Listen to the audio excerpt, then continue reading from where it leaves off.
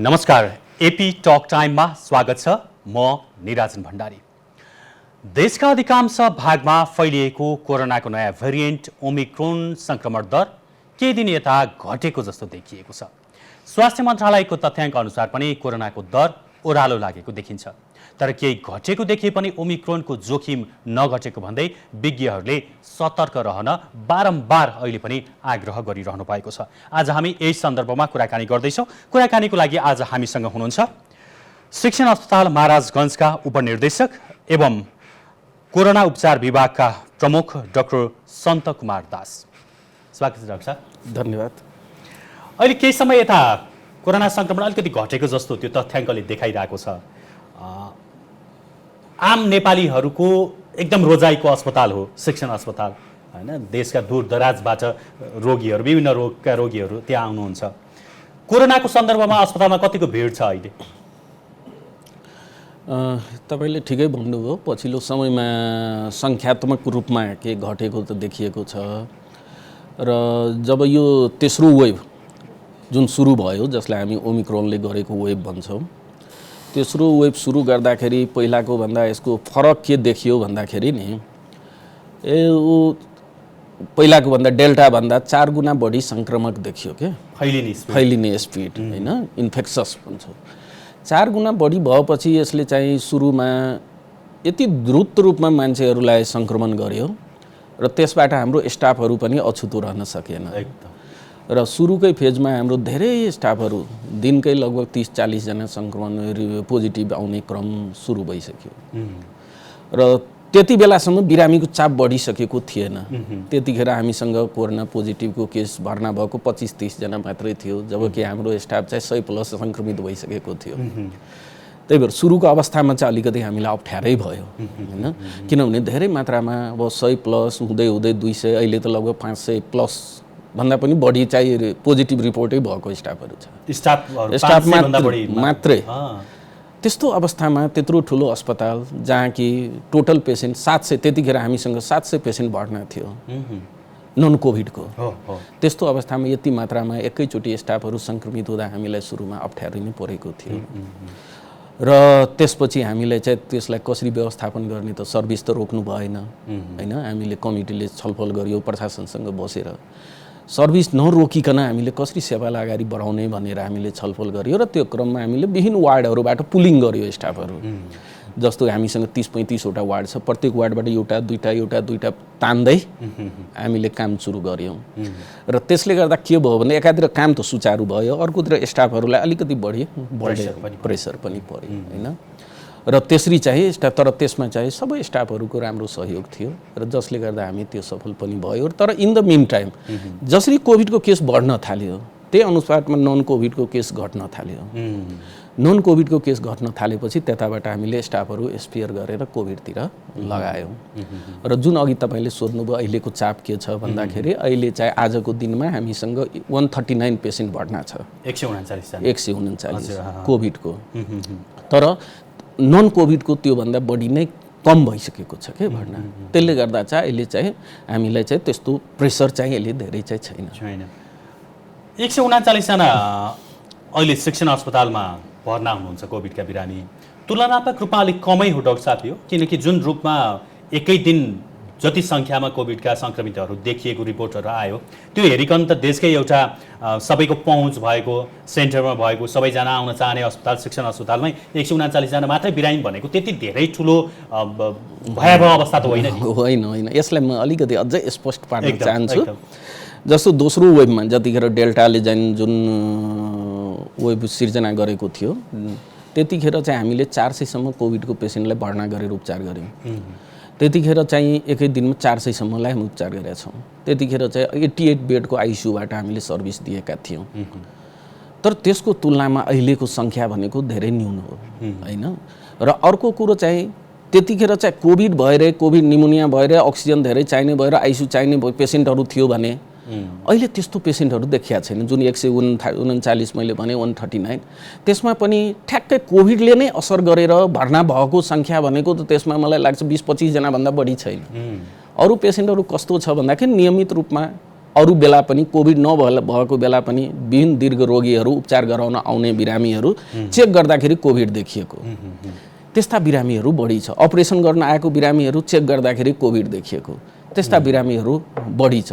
त्यही भएर टोटल सङ्ख्यात्मक रूपमा कोभिडको सङ्क्रमण 10,000 12,000 भए पनि त्यसको भिरुलेन्स हामी दुईटा भन्छौँ, इन्फेक्सस भन्छौँ र भिरुलेन्स भन्छौँ। इन्फेक्सस भनेको सङ्क्रमक, भिरुलेन्स भनेको चाहिँ घातक।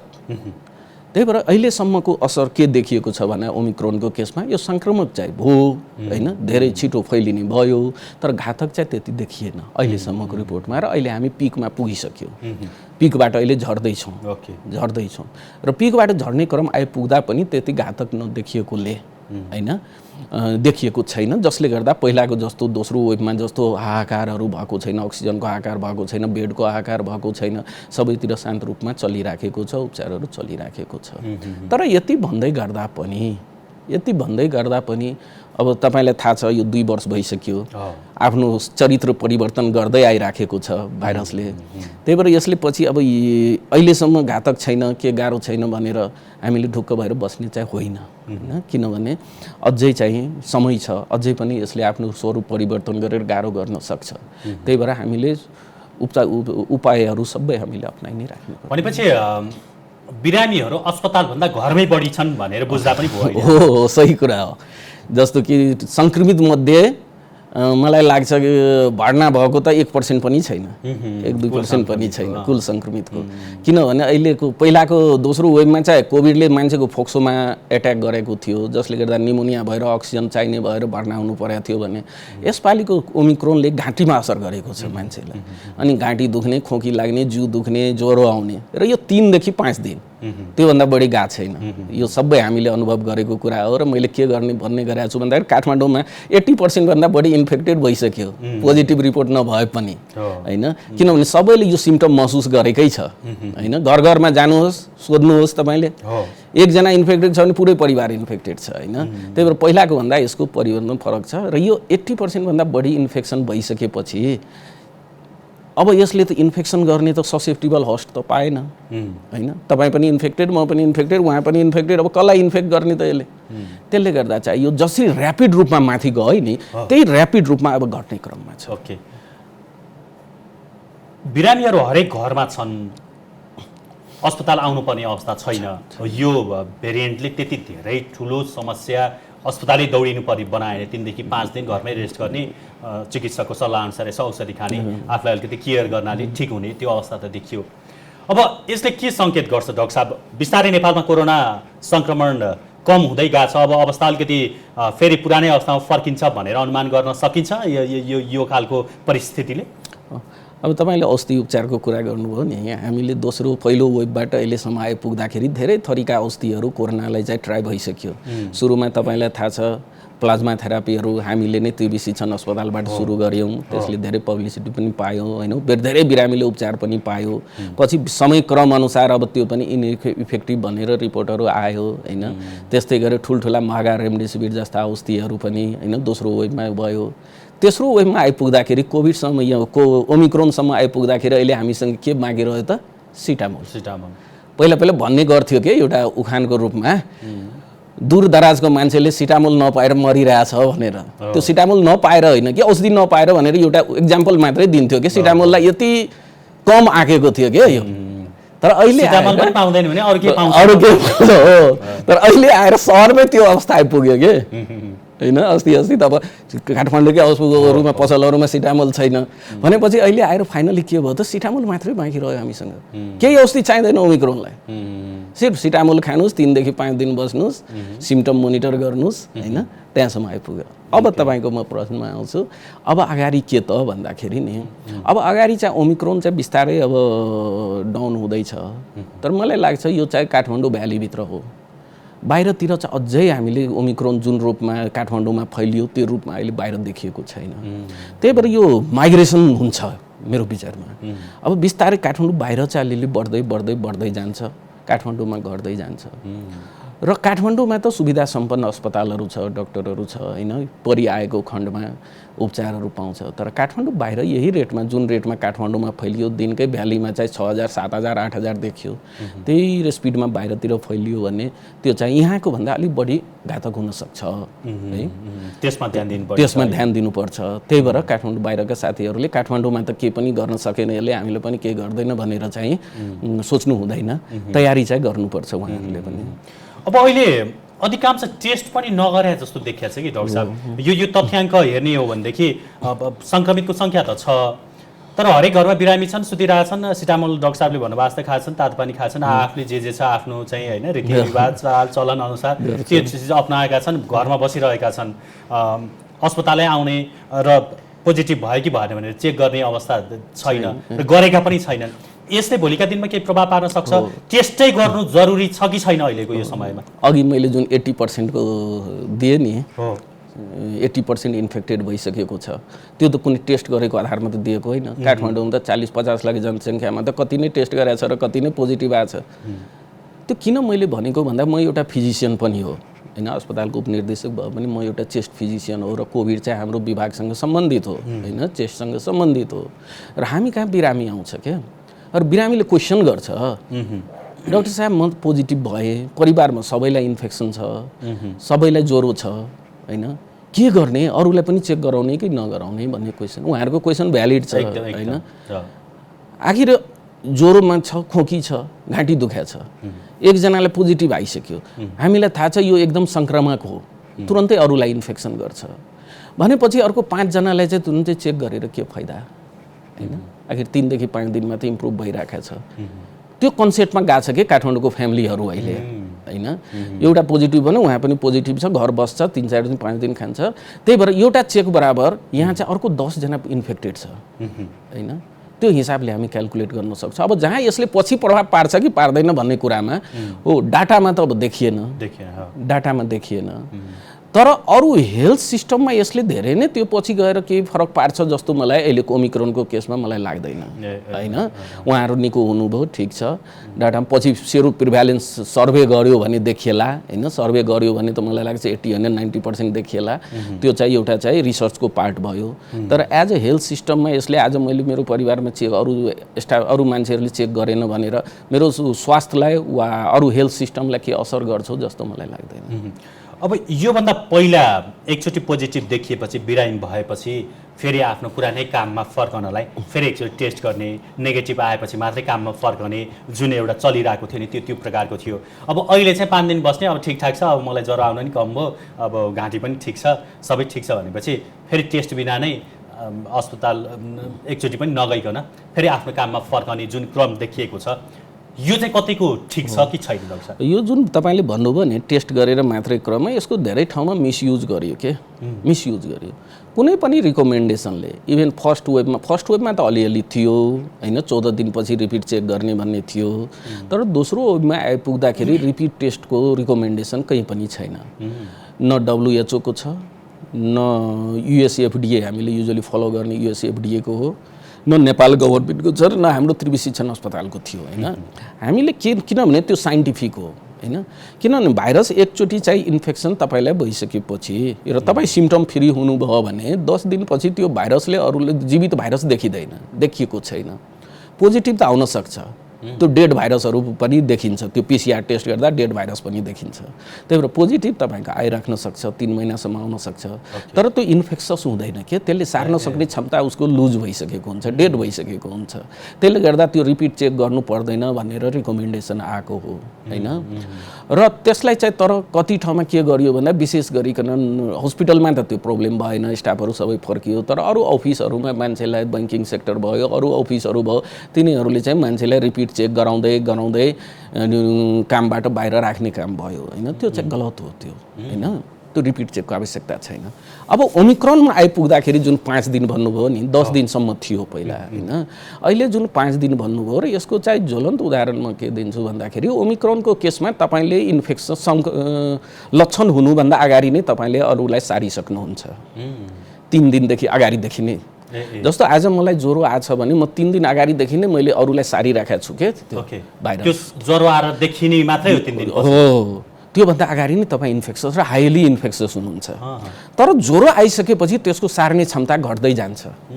एकचोटि लक्षण देखिसकेपछि सार्ने क्षमता घट्दै जान्छ र अर्को 2-3 दिनपछि उसले सार्न सक्दैन। त्यसको बेसिसको आधारमा यदि तपाईँलाई ज्वरो छैन भने 24 घण्टा ज्वरो छैन, सिम्पटम छैन भने तपाईँले 5 दिनपछि चाहिँ तपाईँ चाहिँ नन इन्फेक्सस हुनुहुन्छ, अरूको लागि खतरा होइन, तपाईँ पब्लिक हेल्थको लागि खतरा होइन, त्यही भएर तपाईँले काम जोइन गर्न सक्नुहुन्छ भनेर टेस्ट नगरिकन भनेर जुन रिकमेन्डेसन आएको नि त्यसको आधारमा हो। र त्यो रिकमेन्डेसनले गर्दा हामीले जुन सुरुमा मैले भने हाम्रो अस्पतालमा पनि कर्मचारीहरू सुरुमा धेरै नै सङ्क्रमित हुनुभयो। हामीले 10 दिनको बिदा राखेका थियौँ। पछि गएर 10 दिनको बिदा त दिनु मिल्दैन, साइन्टिफिक छैन भनेर हामीले पनि गऱ्यौँ, छलफल पनि गऱ्यौँ र काममा पनि बाधा भयो हैन। त्यसले गर्दा हामीले मन्त्रालयसँग पनि समन्वय गरेर यसलाई चाहिँ साइन्टिफिक आधारमा यसलाई घटाउनुपर्छ, घटाउँ भनेर हामीले छलफल पनि गऱ्यौँ र पछि क्याबिनेटको जुन 7 दिनको डिसिजन आयो क्या हाम्रो क्याबिनेटको, 5 दिन त अहिले छैन, 7 दिनको छ हाम्रो हैन। 7 दिनको आएपछि स्टाफहरू फर्किएपछि काममा पनि सजिलो भयो हैन र त्यो साइन्टिफिक पनि भयो। त्यही भएर अहिले पनि म के भन्छु, जो साथीहरूले चाहिँ रिपिट चेक गराइराख्नु भएको छ वा रेगुलेटरी अथोरिटीको आधारमा अफिसले चाहिँ छिर्न दिइरहेका छैन, त्यो चाहिँ स्कुलमा छिर्न दिइरहेका छैन, त्यो चाहिँ गलत हो हैन। तपाईँ इन्फेक्सन छैन, ज्वरो छैन, तपाईँ अदरवाइज ठिक हुनुहुन्छ र 7 दिन भइसकेको छ भने तपाईँ चाहिँ आफ्नो काममा फर्किन सक्नुहुन्छ। अब जहाँसम्म मास्कको कुरा हो त्यो त हामीले युनिभर्सल, जबसम्म यो हराउँदैन, सङ्क्रमित होस् कि नहोस् सबैले चाहिँ हामीले लगाउनै पर्छ। ओके डाक्टर साहब, यो ओमिक्रोन भाइरसले जुन प्रकारको त्यो सन्तास, त्यो डर जस्तो देखिएको थियो नि, अब यो त एकदमै महामारी हुन्छ, त्यो भएन, त्यो एउटा राम्रो पक्ष भयो त्यसको, त्यो आफ्नो ठाउँमा छ। रिपिट लाग्ने सम्भावना कतिको छ यो भाइरस? जस्तो अघिल्लो पटक डेल्टा अथवा त्योभन्दा अगाडि पनि सङ्क्रमित भइसकेका बिरामीहरूमा कतिको रिपिट भएर लागेको छ? बिरामी पहिला पनि सङ्क्रमित भइसकेको फेरि पनि सङ्क्रमित हुने क्रम कतिको छ अहिले? भाइरसहरूको त्यही एउटा राम्रो पक्ष के हो भन्दाखेरि नि, जुनसुकै भाइरसको पनि, यो कोभिड मात्र होइन के, अरू भाइरसहरूको पनि एकचोटि तपाईँलाई लागिसकेपछि त्यही भाइरसले फेरि चाहिँ इन्फेक्सन गराउन सक्दैन के। बिचमा डेल्टाको समयमा वा त्योभन्दा अगाडि चाहिँ अलिअलि केस रिपोर्टहरू त भएको थियो फेरि इन्फेक्सन भएको, तर द्याट वाज नट रियल रिइन्फेक्सन हैन। त्यही भएर यिनीहरूको भाइरसको के छ, तर कोभिडले त एउटै व्यक्तिलाई 3वटा वेभमा पनि त इन्फेक्सन गर्यो, 3 चोटि गर्यो हो, तर त्यही भाइरसले गरे होइन कि, उसले क्यारेक्टर परिवर्तन गरेर आएपछि गरेको हो कि, न्यू भ्यारिएन्टले गरेको हो। सेम भ्यारिएन्ट जस्तो ओमिक्रोनले गर्यो भने ओमिक्रोनले नै तपाईँलाई फेरि गर्न सक्दैन, बरु तपाईँले 3 महिनापछि टेस्ट गर्दा पोजिटिभ आउला। मैले अघि भने नि डेड भाइरसहरू लङ्सको टिस्युहरूमा हुन्छ, बेला बेलामा सेड गरिराखेको हुन्छ, आउला, तर त्यसलाई रिइन्फेक्सन भन्न मिल्दैन हैन। त्यही भएर एउटै भाइरसले, उही क्यारेक्टरको भाइरसले कुनै पनि व्यक्तिलाई 2 चोटि इन्फेक्सन गर्न सक्दैन। उसले क्यारेक्टर, अब ओमिक्रोनबाट अर्को कुनै क्रोन आयो भने वा कुनै अर्को चेन्ज गरेर आयो, गामा थिटा बिटा जे नाम भएर आयो पनि उसले त्यसले गर्न सक्छ, तर डेल्टाले नै 2 चोटि वा ओमिक्रोनले नै 2 चोटि चाहिँ गर्न सक्दैन। यो पनि क्लियर भयो डाक्टर साहब, किनकि मान्छेलाई यो मैले भ्याक्सिन पनि लगाएको थियो 2-2टा, अस्ति पनि भयो, अहिले पनि भयो, सधैँ हुन्छ, एकचोटि भएपछि त नहुनु पर्ने भन्ने जुन एउटा छ नि, त्यो प्रकारको बुझाइ छ नि, त्यो कुरा पनि डाक्टर साहबले क्लियर गरिदिनु भयो। अब योसँगै डाक्टर साहब, अघि नै हामीले जुन टेस्टको कुरा गरेका थियौँ, खोप सरकारले अहिले दिइरहेको छ होइन, शिक्षण अस्पतालबाट पनि खोप अहिले लगाइरहनु भएको छ व्यक्तिहरूले, खोपप्रतिको आकर्षण कतिको छ अहिलेको यो समयमा, यो तेस्रो वेभसम्म आइपुग्दाखेरि? यसमा म 2टा कुरा भन्न चाहन्छु। खोपप्रति चाहिँ रिलेटिभली अरू देशको तुलनामा हाम्रो देशमा छ।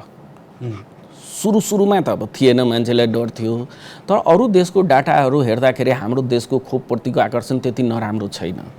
बरु हामीले चाहिँ आएका मान्छेहरूलाई उपलब्ध गराउन सकेका छैनौँ के हैन, नत्र भने लाइन हुँदै थिएन। अरू देशमा घर घरमा गएर मान्छेलाई खोप लगाउँछ, तर हामीले त्यो अवस्थामा पुगेका छैनौँ, किनभने हामीले सेन्टरमै आएको मान्छेलाई दिन सकेका छैनौँ भने घर घरमा त अब दोस्रो फेजमा जाओला हैन। त्यही भएर आकर्षण चाहिँ छ हैन, त्यसमा नभएको होइन। तर यो सँगसँगै अब मान्छेले चाहिँ अब खोप लगाएँ, मैले बुस्टर पनि लगाएँ, अब तपाईँले अफिसियली रूपमा त बुस्टर त भर्खर सुरु भएको छ, अनअफिसियली त धेरै मान्छेले लगाइसकेका रहेछ बुस्टर, त्यो त न्युजहरूमा पनि आएको थियो धेरै ठाउँमा। अघि तेस्रो डोज 24 लाख कति डोज आएको कारण पनि अब होला छानबिन हुँदैछ हैन। तर ती बुस्टर लगाएका मान्छेहरू पनि फेरि इन्फेक्टेड भयो होइन।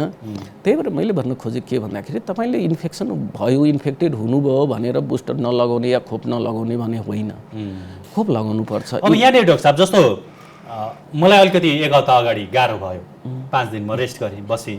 अब पोजिटिभ थियो कि थिएन अब त्यो थाहै छैन, अफिसियली थाहा छैन होइन। अब अहिले खोप लगाउन म चाहन्छु भने पहिला के थियो भने एकचोटि भाइरस भइसकेपछि 3 महिना 6 महिना त्यसैले खोपको काम गर्छ, खोप नलगाए नै हुन्छ होइन, रोग प्रतिरोधात्मक क्षमता त्यसले बढाउँछ भन्ने प्रकारले जुन व्याख्या गरिएको थियो। अब अहिले टेस्ट नगर्नेको सङ्ख्या अत्याधिक छ।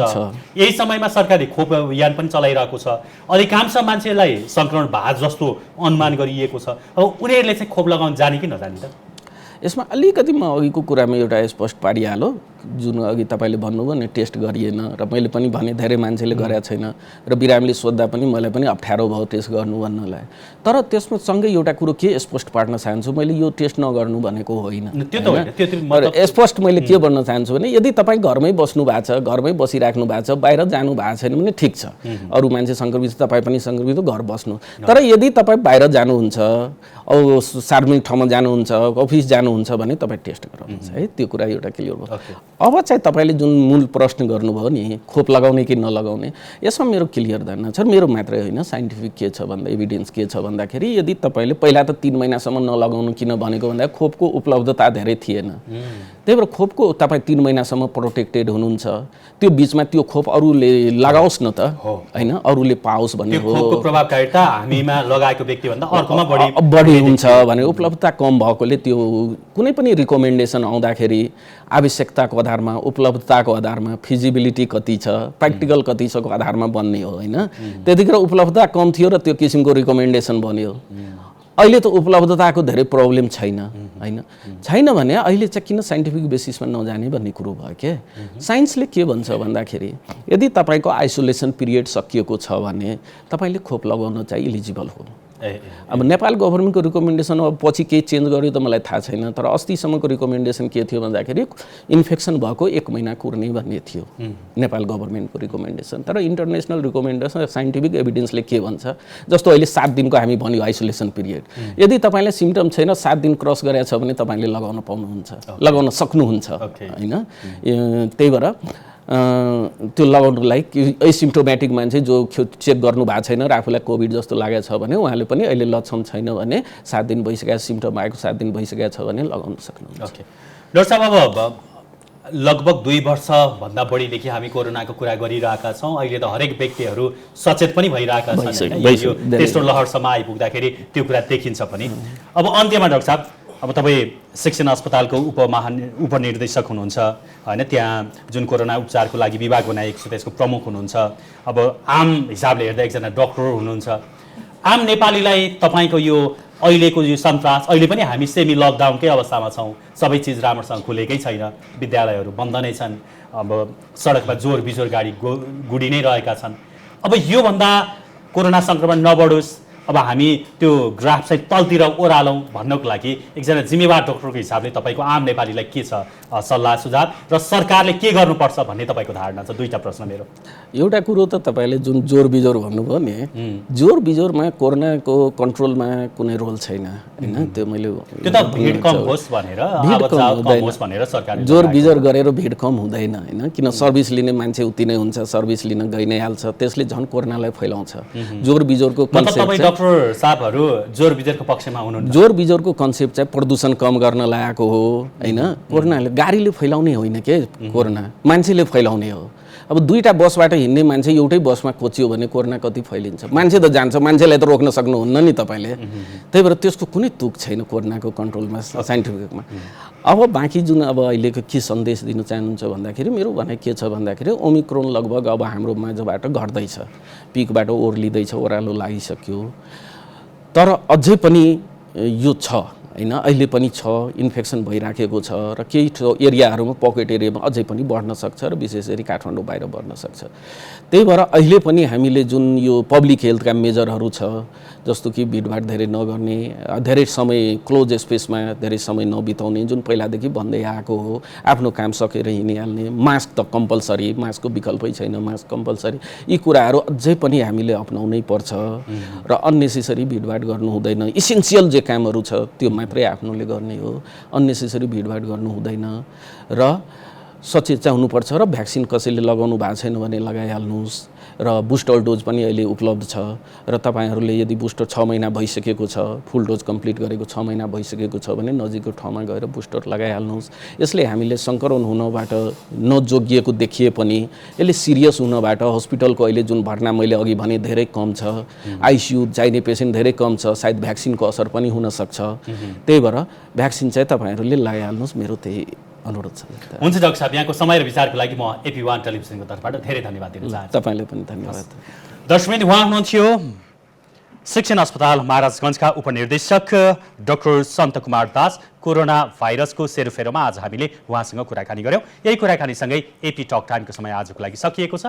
हामीलाई बिदा दिनुहोस्। नमस्कार।